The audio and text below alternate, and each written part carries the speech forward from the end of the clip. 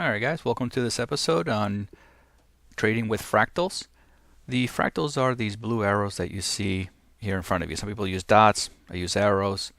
And what it does is a man by the name of Bill Williams invented this, and he made lots of money trading this system. Does it always work 100%? No, nothing does out there. But it is a system. If you like using it, this is how it works. He designed it to where when a fractal is made, it's because it's kind of like a pyramid. Like if this is the highest, the last two candles were lower and the two candles after were lower than the fractal that was made. So practically the line would be up here. Okay, and the way he designed it was it would have to break that fractal line to be considered a runner. Otherwise the market was still sitting in a range. Pretty good system.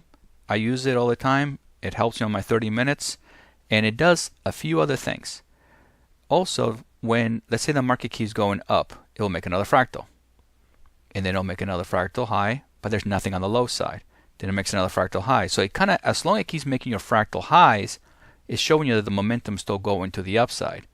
So unless this stock decides to break this low, the market is still to the upside. So it kind of helps you gauge when something breaks a certain momentum. You can also draw trend lines with it. For example, let's say we're on a downtrend right here. You mark this high and you mark this one down here. And then you watch the market fall. As long as it stays within that, the market is still falling. But when it breaks out of it, then there's a chance that the market is changing direction. You also have to be careful. For example, let's say you say, well, I don't want this one. What it should be this one, I think, because the market needs more room. Well, you can do that, but then you got to be careful that when you do that, that now you're jumping to another time frame. For example, this is the one that you started. The first one that popped up was this one, because it's making all these lower lows, keeps making them lower. And then you made that one. So you draw your line. You are working inside this time frame, which is a 30 minutes. You decide to jump up here. You just brought yourself up to the 1 hour time frame. See, there's nothing higher except for that one.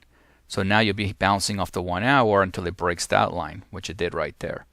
So knowing how to mark these things are very helpful, so you're not actually waiting longer for the trend to be broken. For example, on a 30-minute, it broke down here, and you had this little run here from $24 all the way up to $26. If you wait for the 1 hour chart, you would have to wait for this to break before you get the next run. So it depends on how your trading strategies are. This is how you use this system. Alright guys, so hopefully this will help you on using the fractals. I'll see you guys in the trading room.